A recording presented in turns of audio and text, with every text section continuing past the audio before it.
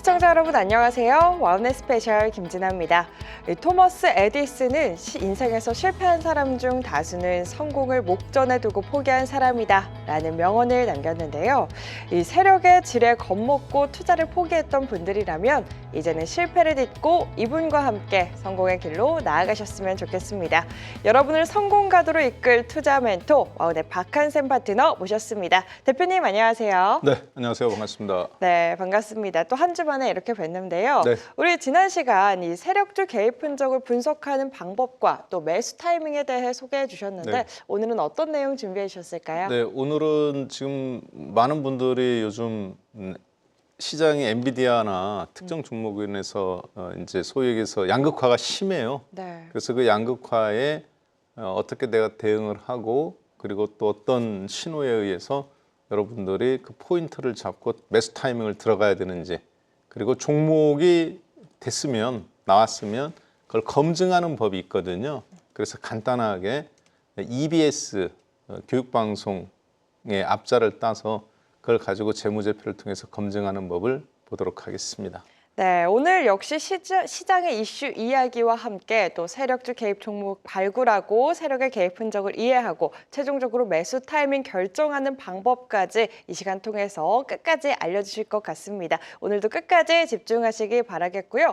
우선 우리 시장에 달구고 있는 이슈 이야기부터 나눠보도록 하겠습니다. 대표님이 앞전에 이야기해 주셨던 것처럼 엔비디아에 대한 이야기, 우리 국내 증시에 워낙 많은 영향을 미치고 있는 기업이다 보니까 빼놓을 수가 없는데요. 월가에서는 엔비디아 주식이 $1,000를 넘을 것이란 기대감을 비췄어요. 네. 대표님께서는 좀 어떻게 보고 계신가요? 네, 저도 엔비디아가 한 $120 미만에 있을 때는 굉장히 적극적으로 그렇게 보고 그거에 맞춰서 포커스 종목들이나 이런 카카오나 이런 종목들을 1년 전에는 되게 좋게 봤어요. 근데 엔비디아가 한 $400 정도 돌파했을 때는 $300 돌파하고 이거는 완전 거품이다. 그리고 되게 $700 얘기가 나왔을 때 야, 미국 놈들도 중국 놈들처럼 뻥이 세구나. 매출액이 저 정도밖에 안 되는 회사인데 이렇게 생각했거든요. 근데 $700 어제 실적 나온 거 보니까 이제 삼성전자 실적을 매출액에서 제꼈어요. 그러니까 엔비디아가 단순히 반도체만 설계하는 회사라고 보통 생각하시는데 그 단계를 넘어서서 이제 애플 주가도 넘볼 수 있는 시가총액이 이제 $2조 여기서 얼마 안 남았습니다. 한 40%만 올라가면 50%, 40%, 애플은 한 10% 빠지고 그럼 애플 시가총액을 돌파해요. 그렇겠네요. 그런데 이게 가능해 보이는 이유가 엔비디아에 보면 어제 이제 실적들이 쭉쭉쭉쭉 나왔는데 왜 엔비디아가 시간외보다도 더 많이 올라가서 끝났냐면 엔비디아 이제 오픈 소스가 있습니다. 예를 들어서 H200이라는 반도체를 기업들한테 인공지능 반도체를 이제 갖고 네이버 데이터 센터다, 카카오 데이터 센터다, 현대자동차, 현대오토웨브에서 자율주행을 연구한다. 그러면 그 H200이라는 반도체 칩이 있는 것, 인공지능 칩이. 그러면 그 칩을 가지고 그 기업이 그 클라우드 컴퓨터에 들어가요. 그래서 그거에 맞게 오픈 소스 그 안에서 테스트도 하고 그러니까 이제 우리로 얘기하면 우리가 아이폰을 사면 우리가 그걸 갖고 편집도 하고 사진도 올라가 있고 나는 잘 모르지만 이렇게 뭐 편집하기를 누르면 이제 쭉 편집해가면서 음악이 이렇게 쫙쫙 나오는 것처럼 그렇게 그런 어떤 게 이제 인공지능에서 근데 그 매출 비중도 한 30% 정도 늘었습니다. 그러다 보니까 엔비디아가 결국에는 $1,000 가지 않냐 이런 이야기들이 계속 나오는 것 같은데요. 근데 그 기대감이 일단은 지금은 현실로 봤을 때는 가능해 보이는 수치까지 왔어요. 그리고 삼성전자 저는 이제 근데 엔비디아 이런 부분을 봐가면서 좀 고민되는 게 뭐냐면 이게 시장 막판에 이제 우리가 소위 해서 깃대 세우기라는 게 있거든요. 대장주만 쫙 끌어올리고 나머지는 못 가요. 엔비디아나 이런 거 가고 나머지는 또 미국도 못 가는 형태. 우리나라도 지금 하이닉스만 올라가고 나머지 종목군들은 이제 양극화가 심화되는 형상. 그래서 문제는 이게 한국 시장에는 그렇게 좋은 현상은 아닌 것 같습니다. 이제 시장이 이렇게 전체를 끌어올리는 것은 좋지만 삼성전자 우리나라는 어쨌든 삼성전자가 긍정적으로 움직여야 되는데 삼성전자 입장에서는 이제 품질에서도 2위가 돼버렸고요. HBM 반도체에서도 밀렸고요. D램에서. 그리고 시스템 반도체에서도 파운드리 쪽이 물론 파운드리지만 대만의 TSMC에서 비해서 2위이지만 이쪽으로 이제 또 전향되는 부분이 속도를 따라가 줘야 되거든요. 하이닉스나 삼성전자나 TSMC가 하드웨어 쪽에서도 따라가 줘야 되는데 이렇게 되면 엔비디아 속도를 TSMC는 따라갈 수 있을 것 같은데 삼성전자는 지금 일단 매출과 순이익에서 밀려요. 그러면 포트폴리오를 재조정할 때 삼성전자 쪽은 이렇게 조금 줄여야 되고 이런 쪽으로 더 돈이 더 가야 되는. 그래서 국내 증시가 약간 왜 힘이 없을까 이렇게 생각하시는데 삼성전자는 왜 못 가느냐. 그런 포트폴리오 조율 문제가 있습니다. 매출액이나 실적이나. 그래서 시가총액은 비교가 안 되지만 일단 매출은 그동안 앞서 있었는데 이렇게 되면 삼성전자가 인텔 꼴이 날 수도 있다. 그 부분이 조금 우려가 된다. 그래서 엔비디아 쪽은 여전히 우리나라 하이닉스나 그리고 이제 코스닥 시장에 HBM 반도체 쪽에 계속 포커싱을 맞추는 형태로 그렇게 좀 이해해 주셨으면 좋겠습니다. 네, 충분히 가능한 이야기로 보인다. 현 시점 2위를 달리고 있는 삼성전자에 있어서 이 장기적인 관점에서는 국내 증시 상승에 제한적인 요소가 될 수 있겠다 이야기해 주셨습니다. 대표님, 이 가운데 코스닥 신약주들 네. 이야기도 빼놓을 수가 없을 것 같아요. 이 청룡의 해를 맞아 비상하고 있는데요. 이 힘찬 도약에 좀 올라타고 싶은데 어떻게 접근하면 좋을지 궁금하신 분들 많으실 것 같아요. 근데 이제 종목의 양극화들이 나오다 보니까 이제 개인 투자자분들이 예전 같았으면 지수 올라가고 지금 미국도 신고점, 나스닥은 어제 종가부로 2.9%가 약간 넘게 올라가서 어제 종가 기준으로 신고점이 나왔습니다. 역사적 신고점이 종가를 비교해서 봤으면 나왔어요 어제. 그러니까 이제 장중에 한번 잠깐 찍은 거는 여기서 1% 차이 나는데 뭐 그거는 의미가 없다고 보여지고요. 미국은 3대 지수가 다 신고점 나왔고요. 유럽도 독일 같은 경우 어제 1.4% 또 올라가면서 또 연일 신고점을 계속 갱신하고 있거든요. 한국은 그러면 오늘 굉장한 기대를 했을 수도 있는데 그렇지가 않아요. 이게 이제 사업 구조나 성장률 때문에 그러는데 이러다 보니까 가는 종목은 계속 가요. 그러다 보고 그러면 코스닥 시장에서는 일부 반도체는 또 빠지고 일부는 올라가고 2차 전지 같은 경우는 지금 이제 에코프로나 에코프로 BM 같은 거를 지수가 좋으니까 살려고 하시는 분들이 있는데 이게 못 가는 이유들이 그런 양극화 문제들도 있고요. 그 틈에 그동안 3년간 하락했던 이제 바이오 신약주들이 지금 대거 올라오고 있거든요. 반도체 아래에 있었던 시가총액 종목들이 다 올라왔어요. 그래서 가장 대표적인 게 일단 첫 번째 대장은 작년도 여름 때부터 가을 때부터 움직이기 시작했던 알테오제인입니다. 알테오제인이 한 150% 올라갔죠. 네. 그리고 레고캠이 그 뒤를 이어서 또 신약 개발주로서 마일스톤이라고 해서 계약금 많이 받은 부분들이 또 이게 또 올라갔고요. 100% 넘게. 그다음에 이제 이게 좀 잠잠해지는가 싶었더니 옛날에 그 HLB라는 게 있습니다. HLB가 왜 HLB냐면 현대해상 라이프라고 해서 구명조끼 만들던 회사예요. 이게 이제 바이오 회사를 인수해서 이렇게 됐거든요. 그리고 이 회사가 또 올라가고 그리고 나서 이제 HLB 같은 경우 왜 유명해졌냐면 오세훈 서울시장님이 서울시장이 된 다음에 선거법 위반으로 문제가 됐던 게 있었습니다. 나중에 보니까 HLB 주식을 갖고 있었는데 이게 신고가 안 됐던 주식이 있었어요. 사모님 계좌에. 그래서 이게 나중에 이제 백지 신탁도 하고 정리를 하셨습니다. 그런데 덕분에 이게 우리는 모르지만 일반인들은 모르지만 이런 주식에 이렇게 유력 인사들의 돈이 뭉치로 들어가 있었네 해가지고 꽤 유명해졌는데 이 회사가 지금 미국에서 가남 한 매출액 이제 대면 10조짜리가 되는 거거든요. 그 정도 되는 가남 지금 임상 3기까지 와 있습니다. 그래서 이게 최근에 한 200% 올랐죠. 그리고 이게 끝나는가 싶었더니 알테오젠이 다시 올라왔어요. 그러다 보니까 이 바이오 신약 쪽에서 뭔가 국내에서 세계적인 매출액 한 1조 이상에서 10조 원까지 달할 수 있는 그동안 우리가 계약금 정도만 받았었는데 되면은 좋지만 안 될 수도 있기 때문에 이 중에서 하나 터지는 게 아닌가 하는 좀 기대감들이 주가에 계속 반영되고 있다고 보여져요. 소위 얘기해서 이제 선행에서 움직이는 큰 돈의 물줄기들. 그러다 보니까 지금 반도체, 바이오, 그리고 자동차, 뭐 이렇게 저PBR 이런 데서 가장 임팩트 있게 중소형 종목에서 움직이고 있는 어떤 이제 소위 얘기해서 이렇게 뭐라 해야 될까요? 막 세게 베팅이 들어온다고 해야 될까? 시장 무시하고 그러면서 그 안에서 계속 돌아가면서 수익률을 패턴을 루틴하게 보여주고 있는 그런 종목이 신약 개발주들로 그렇게 좀 보여지는데 이 안에서 여러분들이 매매를 하셔도 저는 괜찮다고 보여지고요. 오히려 이런 종목들을 보고 그 바로 옆에 있는데 더 좋은 주식들인데 안정성도 있는 것들이 있어요. 이런 종목들을 공략하는 게 좋은데 그 종목들은 첫 번째는 차바이오 그룹입니다. 차바이오 옵텍이라고 이제 상장되어 있는데 이게 강남의 차병원도 유명하죠. 예전에는 산부인과였는데 지금은 뷰티입니다. 그래서 뷰티 쪽으로 완전히 자리를 잡았고요.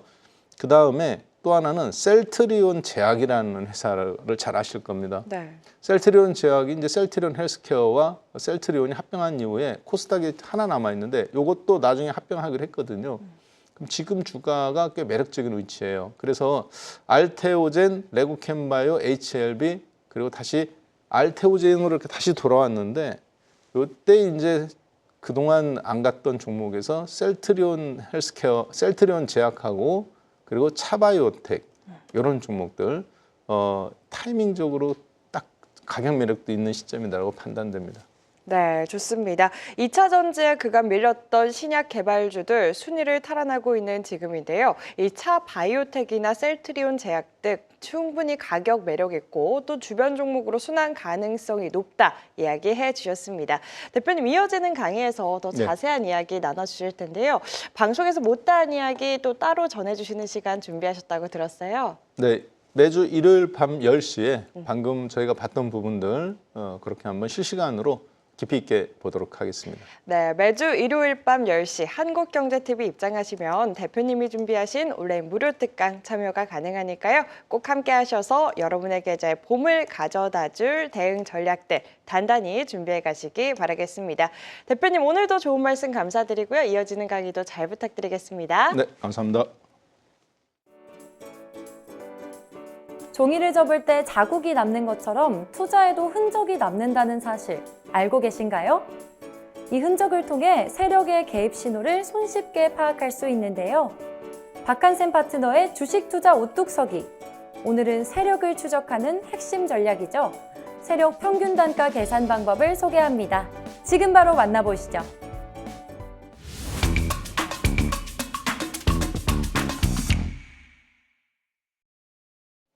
네, 안녕하세요. 반갑습니다.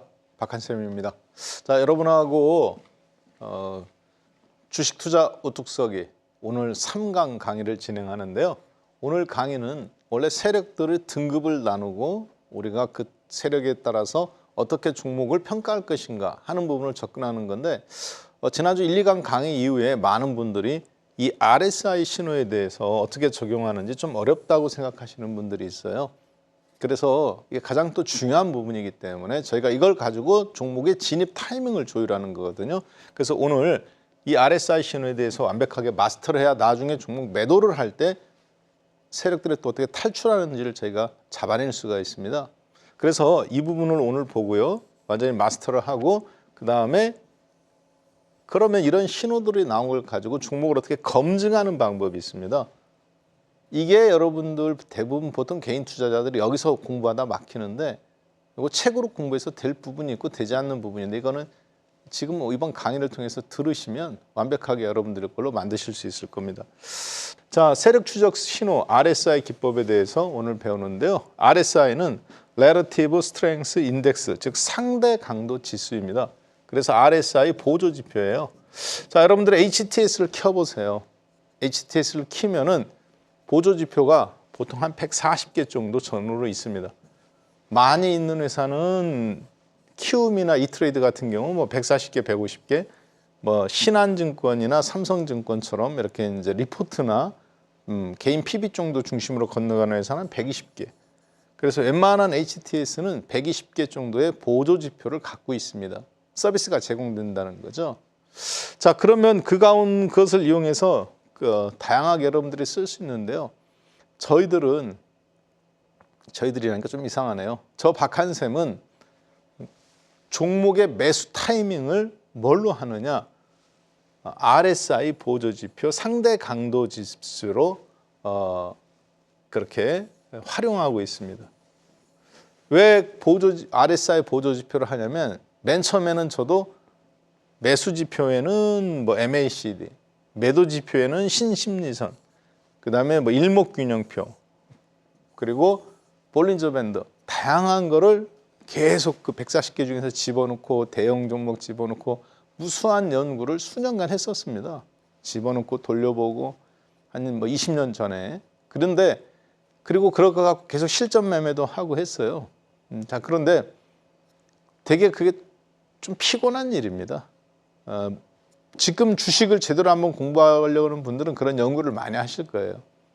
그리고 다행히 이제 컴퓨터가 좀 더 발달돼 가면서 한 뭐 일주일 걸릴 작업들을 요즘에는 1시간도 안 걸리게 이렇게 소트 작업이라든가 엑셀 작업 같은 걸 통해서 자료들이 한국은 굉장히 소스가 많이 오픈되어 있습니다.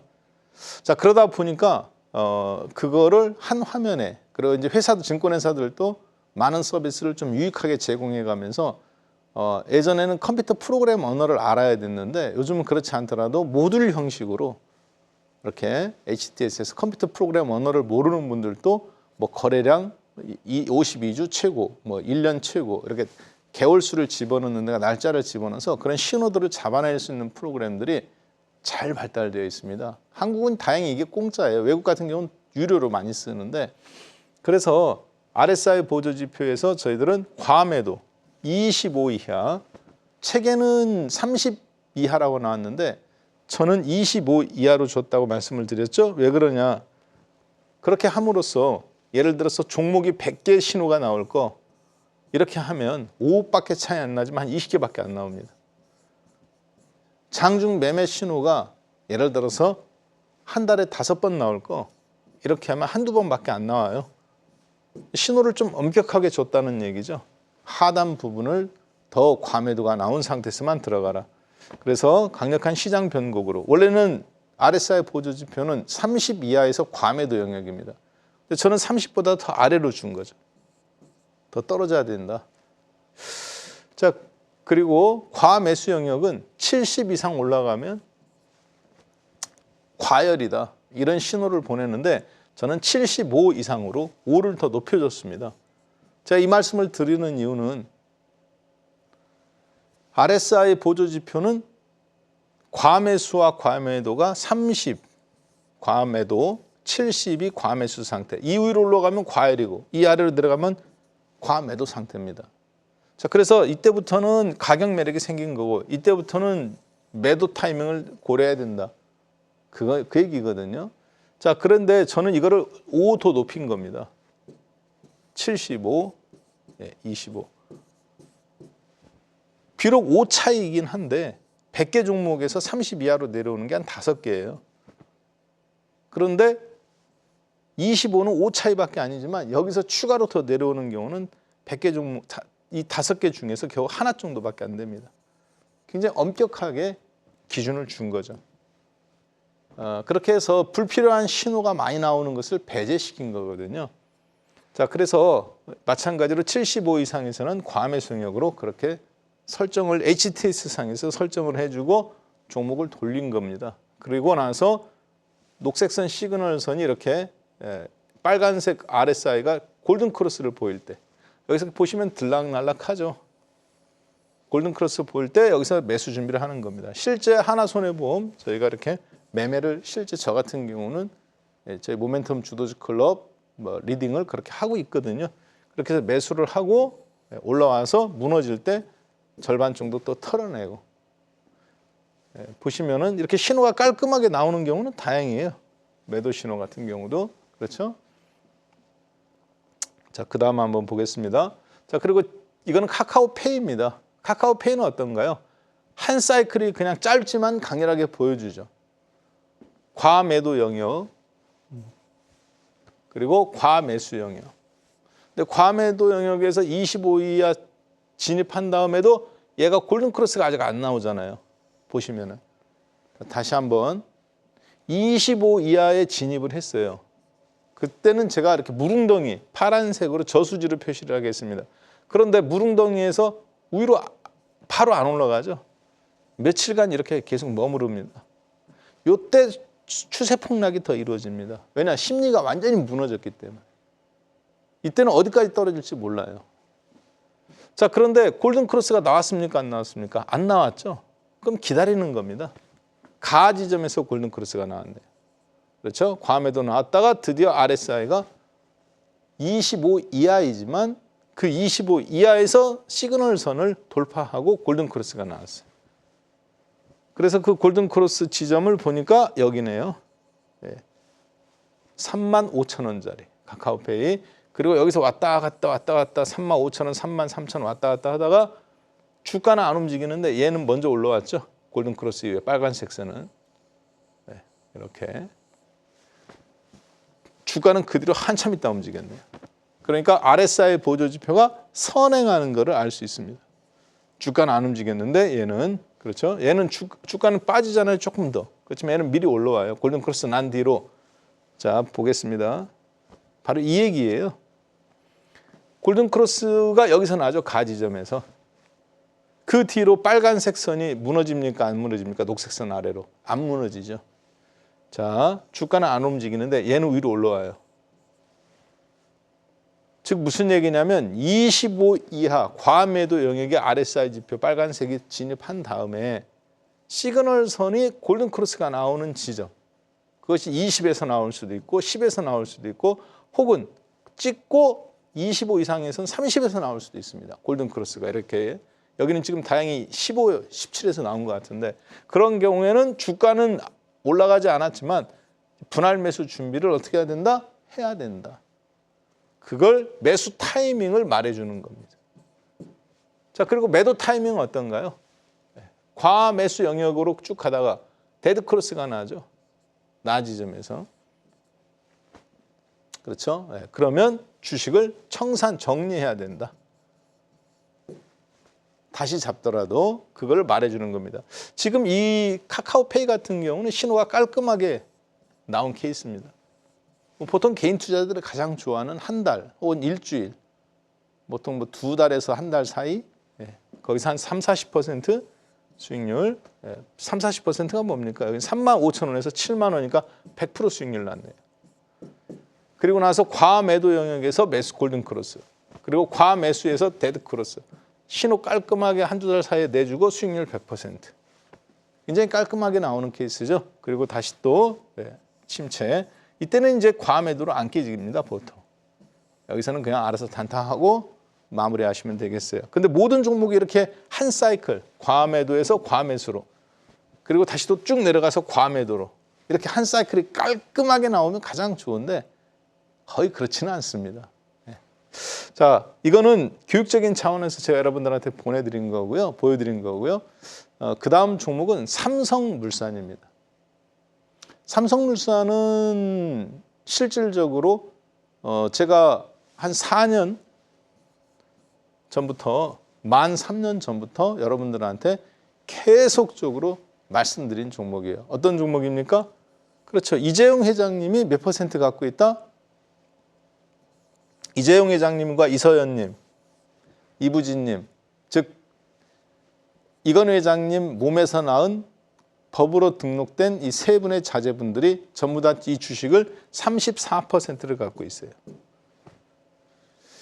자, 그래서 삼성물산은 이런 식으로 삼성그룹은 지배가 되는 거죠.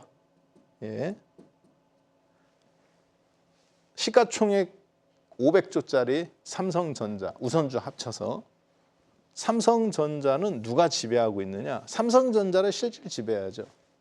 이재용 회장님은 삼성전자 지분이 1%밖에 없습니다.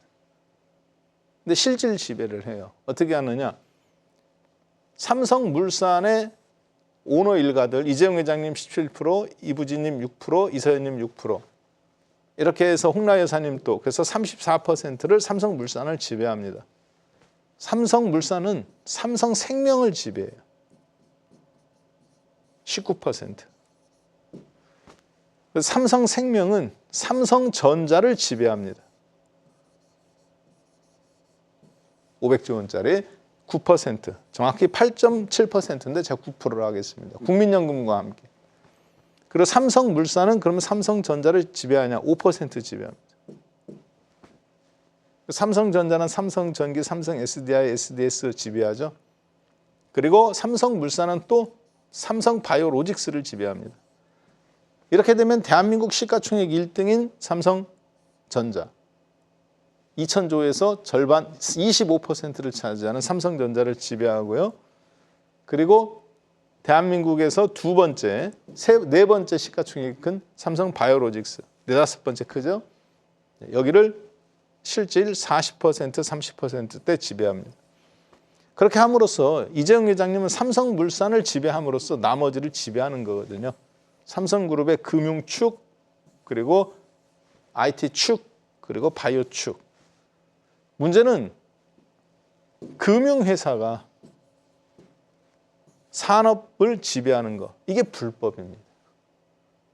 이게 현행법상 공정거래경제상법상 불법으로 규정이 되어 있어요. 그래서 이 연결고리를 끊어야 됩니다. 주식을 이제 정리해야 된다는 얘기죠. 그래서 삼성생명이 계속 올라가는 거예요. 왜? 시가평가를 받으면 삼성전자 9%면 40조 원을 갖고 있는 거예요. 지분법 평가 가치만. 삼성생명은, 삼성전자 한 종목만. 이걸 정리해서 현금으로 이제 돈이 들어오면 어떻게 될까요? 그렇죠. PBR 현금은 많고 회사의 가치는 커지는데 주가는 제자리니까 정상적으로는 한 50만 원 돼야 되는 주식이 10만 원대에 거래되고 있으니까 주가가 계속 올라가는 거예요. 저평가되어 있다고 보고. 자, 여러분들이 그런 메커니즘을 이해하셨으면 나중에 이거는 이재용 회장님이 이제 나이가 먹어서 아들한테 주식을 물려줘야 돼요. 그래야 회사를 또 경영할 거 아닙니까? 어떤 주식만 물려주면 되나요? 그렇죠. 삼성물산만 물려주면 되죠. 여러분은 자녀한테 무엇을 물려주고 싶으세요? 뭐 지혜도 있고 인맥도 있고 뭐 다양한 권위나 직책도 물려줄 수 있겠지만 일단 자본주의 사회에서 돈을 물려주고 본다면 보통 건물이나 부동산을 물려주는 것이 보통 8, 90%입니다. 이재용 회장님은 뭐를 물려주느냐? 많고 많은 주식 중에서 삼성물산을 물려줘요. 그럼 다 지배하는 거니까. 삼성물산의 가치는 여기에 있습니다. 그래서 삼성물산 11만 원 이하에서 저는 계속 모아나가는 걸 말씀드렸어요. 한 번에 모으지 말고 적립식 펀드처럼. 그 주식이 최근에 17만 원까지 올라왔습니다. 자, 그런데 삼성물산 한번 잠깐 보시면 여기가 1번 지점입니다. 빨간색이 RSI 지표고 파란 이 녹색 선이 시그널 선이에요. 시그널 선이라고 말하는 건 기준선입니다. 즉 데드 크로스와 골든 크로스의 기준선. RSI 지표가 지금 1번 지점 앞에 뭐가 있어요? 물웅덩이가 있네요. 과매도. 2번 지점으로 잠깐 가볼게요. 여기도 골든 크로스가 난 지점이죠. RSI가 시그널 선을 돌파하고 골든 크로스가 났는데 골든 크로스 앞에 뭐가 있어요? 바로 앞에 물웅덩이가 있네요.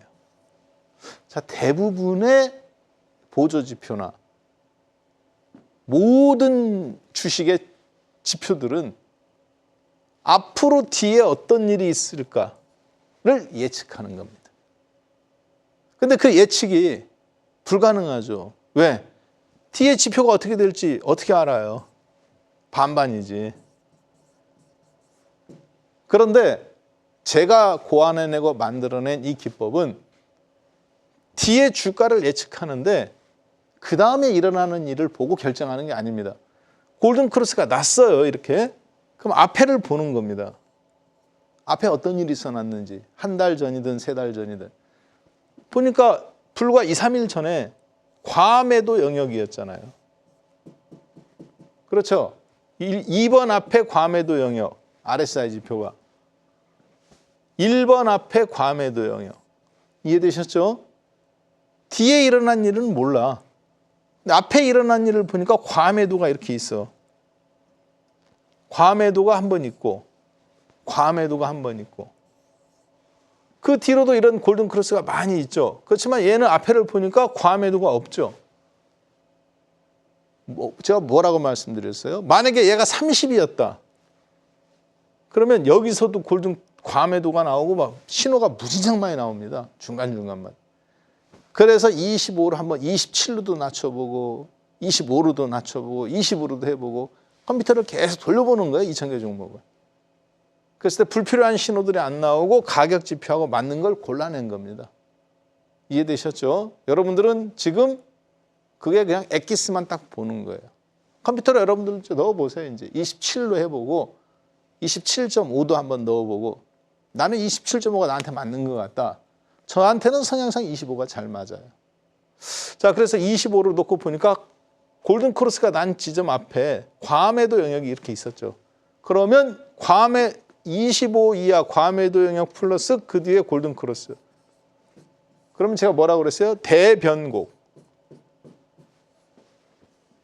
뭐 10년에 한 번 오는 것 정도는 아니지만 그래도 중요한 주가의 변곡, 중박자리는 나온다. 주가는 아직 안 움직여요. 근데 10만 5천 원에서 계속 있어. 그렇죠? 3, 4개월 동안. 그리고 나서 다시 골든 크로스 나오고 주가가 움직이기 시작합니다. 그랬다가 잠깐 또 한번 찍어 눌러주죠. 과매도 영역. 자, 중요한 게 있습니다. 과매수 영역에서 과매도 영역까지. 여기도 그렇고 여기도 그렇고 이걸 우리는 어떻게 쳐줍니까? 한 사이클로 쳐줘요. 한번 지나갔다는 얘기죠.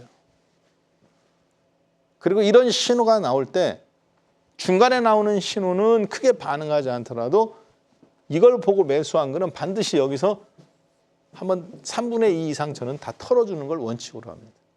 일단 한번 털고 깨지면 그리고 나서 다시 또 골든 크로스 나면 다시 또 붙여주고 그리고 이번에 데드 크로스가 난 다음에 어때요? 과매도 영역까지 나왔네요. 자, 다시 보통 주식을 보고 한 사이클을 결정하시는 분들도 있죠. 주가를 보고. 근데 저희들은 뭐를 보고 하느냐? 과매수 영역과 과매도 영역. 이게 한 사이클입니다. 과매도 영역에서 팔았잖아요. 그러면 과매수 영역에서 사주는 겁니다.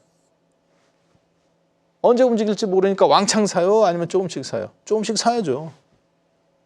과매도 이후에 골든 크로스가 나왔잖아요. 그러면 얘가 어디까지 떨어질지 모르는 거야. 과매도 상태에서. 왕창 떨어질 수 있고 아까 카카오페이처럼. 그런데 지켜보고 있는데 골든 크로스가 나왔잖아요. 골든 크로스 나온 거 보고 이제 들어갈까? 앞에 과매도 있었고 근데 무섭잖아.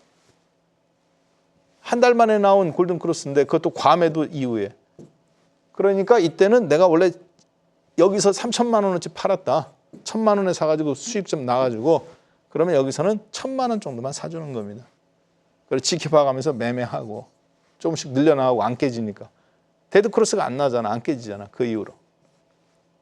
시그널선 한 번도 안 깨잖아요. 그러면 주가는 들락날락 하더라도 사는 겁니다. 내 원하는 만큼. 그리고 쭉 와서 과매수 영역에 왔을 때 남들은 이제 여기서부터 추격하겠지만 조심해야죠. 우리는. 데드 크로스 나면 언제든지 내가 판다.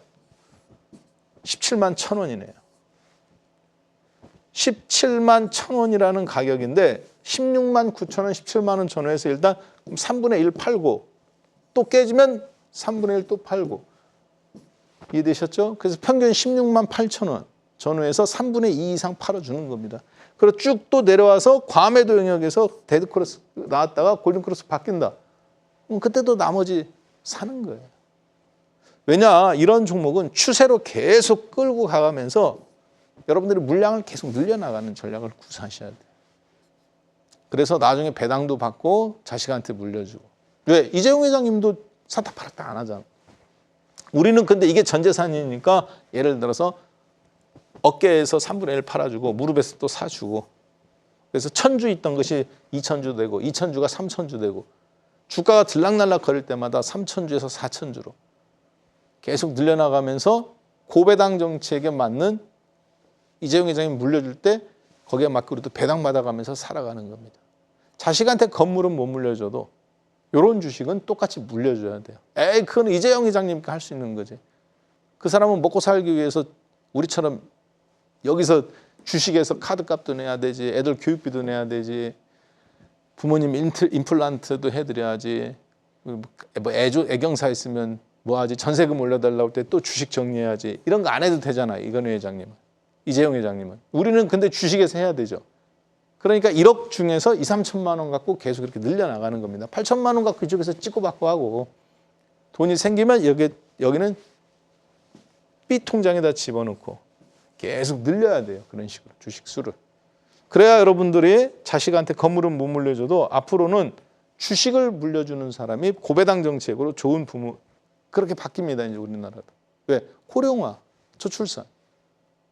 주식으로 가는 거예요. 그래서 정부에서도 제값 찾아주기, 코리아 디스카운트 해소하겠다. 이게 무슨 얘기냐면 앞으로 주식을 건물처럼 장기적으로 부동산처럼 갖고 가는 사람한테 이로운 정책들을 펴주겠다는 그런 세제 개혁의 의미도 말해준다라고 볼 수 있겠습니다. 자, 그러면 한번 좀 더 자세하게 보겠습니다. 자, 우리는 주가를 통해서 세력의 개입 흔적을 발견하지 않습니다. 왜 그러느냐? 저는 차트에 모든 정보가 있다라는 원리를 믿는 사람입니다. 혹시 여러분들이 제가 주식 투자하는 거 보고 너무 조심스럽게 투자한다거나 혹은 너무 리스크에 민감하게 제가 관리를 하거든요.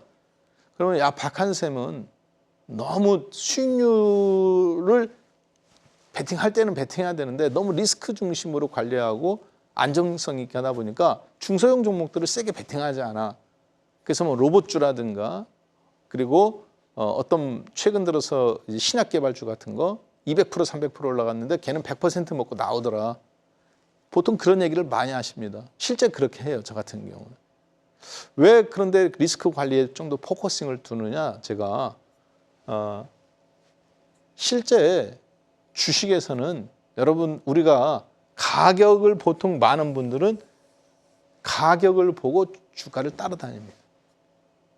당연하죠. 가격에서 수익이 나오니까. 그래서 저는 차트에 모든 정보가 있다. 모든 것에 앞서 있다. 차트가 다 말해준다. 정보보다 앞선다. 라는 걸 믿는 사람이에요. 자, 그런데 또 뭐를 믿느냐? 주가는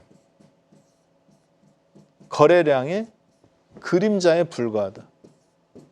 라는 증시 격언을 신뢰합니다. 즉, 내가 돈을 벌고 싶으면 주가를 따라다니는 게 아니라 거래량을 따라다닌다, 나는.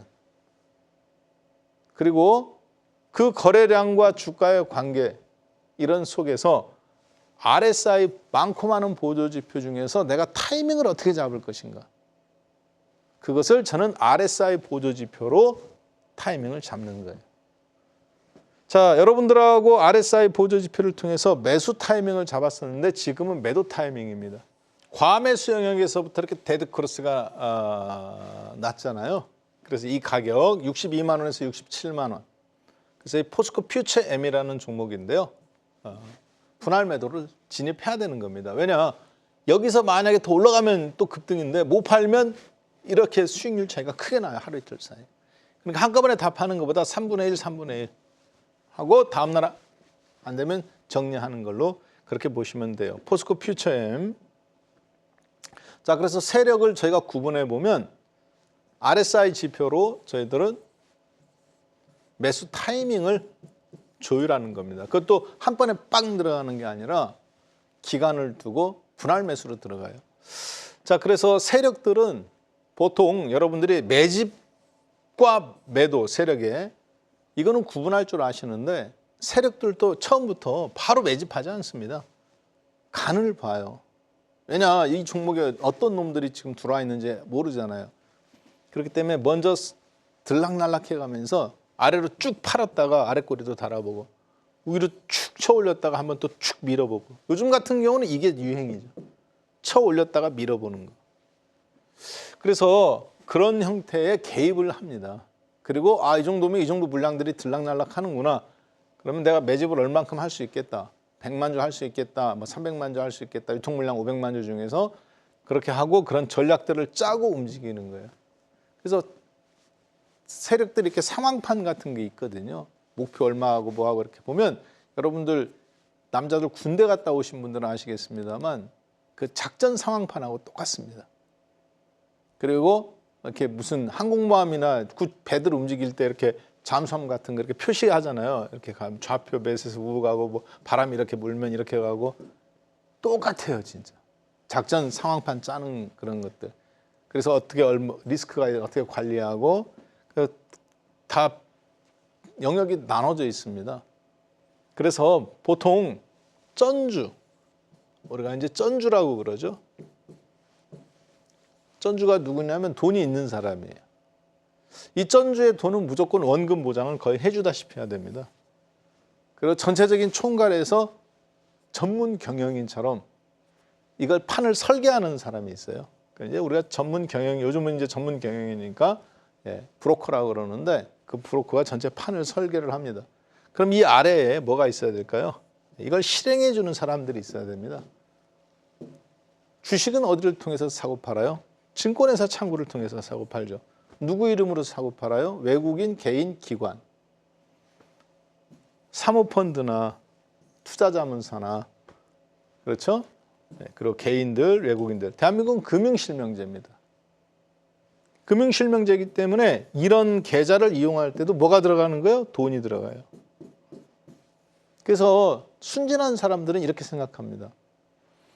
시가총액 예를 들어서 1,000억짜리 주식을 3,000억까지 만들었다. 2,000억까지 만들어서 100%씩 났다.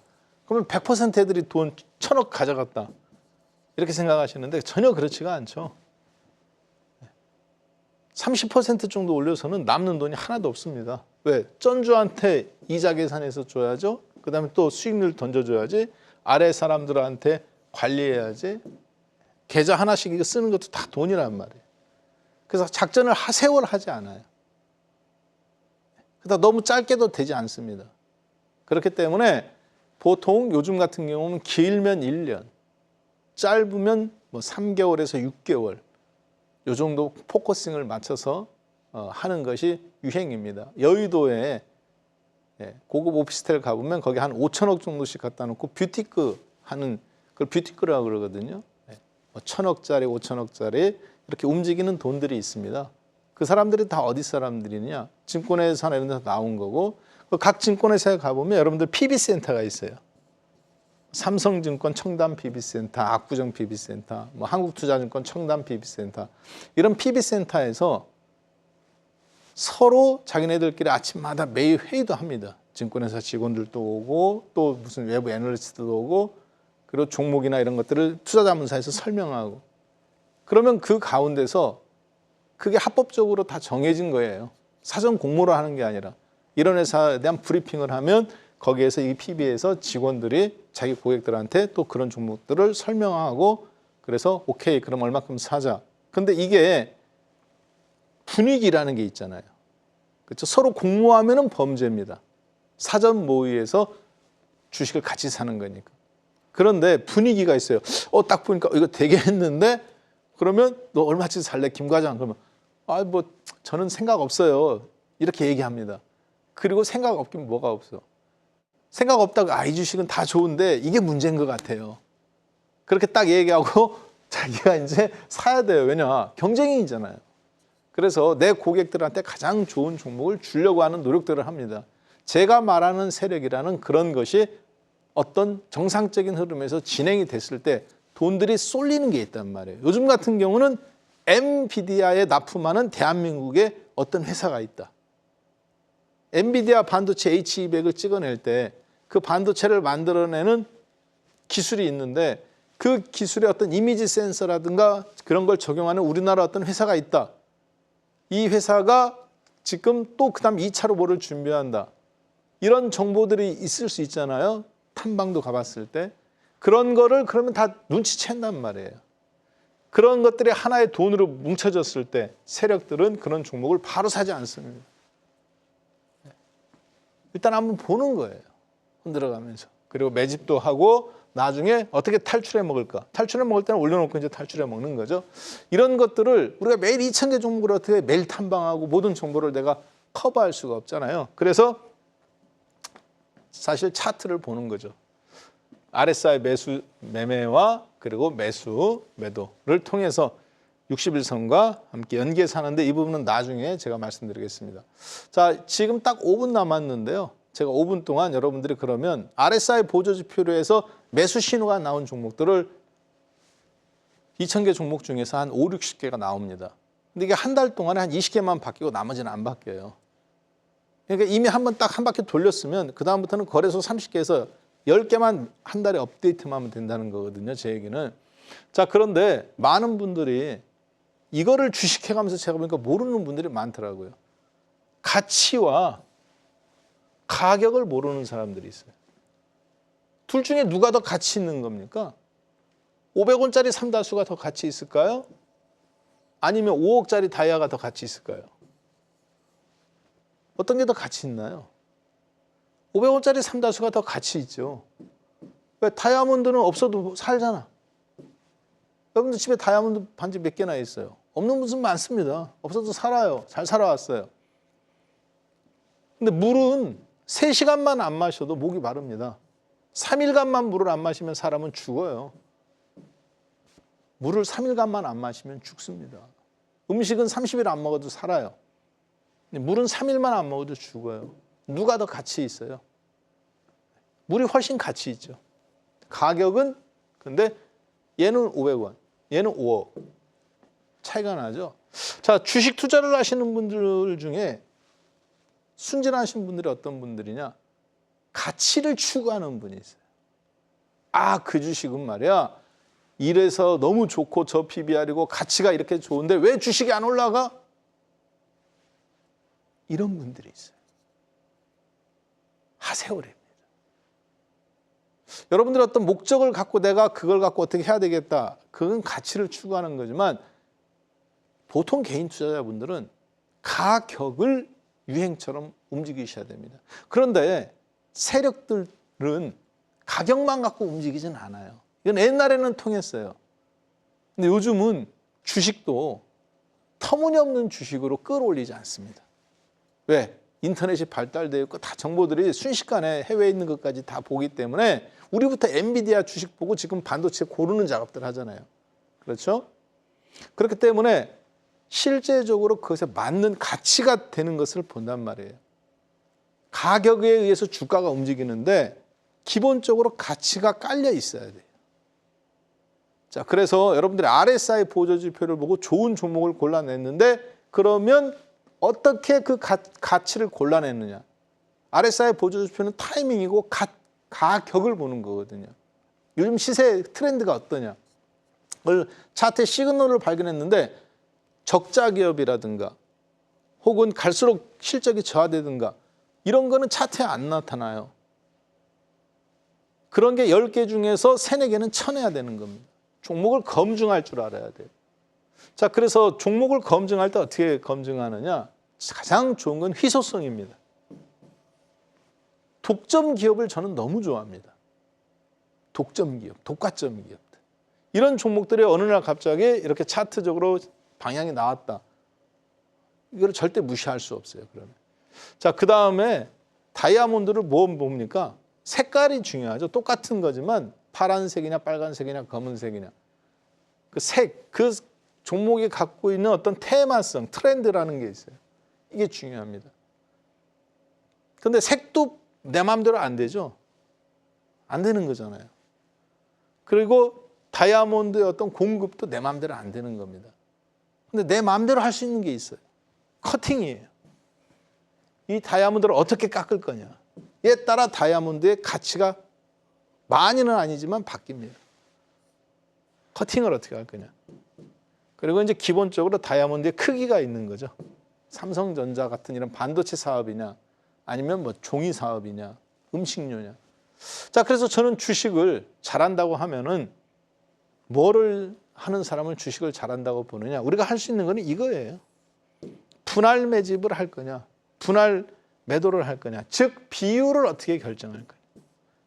이게 주식의 우리가 세력이 끈 종목들을 결정해서 때 나타나는 건데요. 그런데 이 비율 결정을 어떻게 하는 것은 이 종목의 어떠한 특징을 갖고 내재 가치, 즉 가격이 움직일 준비는 된 것 같은데 가치는 어떤 형태에 있느냐를 빨리 분석할 줄 알아야 됩니다. 자, 그러면 그거는 여러분들하고 잠깐 보겠습니다. EBS를 통해서 살펴볼 수 있는데요. 지금 보시는 것은 삼성물산의 연간 실적입니다. 그리고 이거는 분기 실적이에요. 자, 여러분들 HTS를 켜시면 현재가에 보시면 기업 실적이 나옵니다. 기업이라는 걸 누르면. 그러면 거기 매출액이 나오고요. 영업이익이 나오고 당기순이익이 나오고 그리고 ROA, ROE, EPS, BPS, per PBR, 유보율 이렇게 나오는데요. 주식을 10년 이상 하신 분들 이거를 이해를 못 하시는 분이 있더라고요. 재무제표를 볼 줄을 몰라. 옆에서 가르쳐주지도 않고 공부를 안 하니까. 요거 딱 6글자로 정리됩니다. 예. E, B, S로 정리하면 돼요.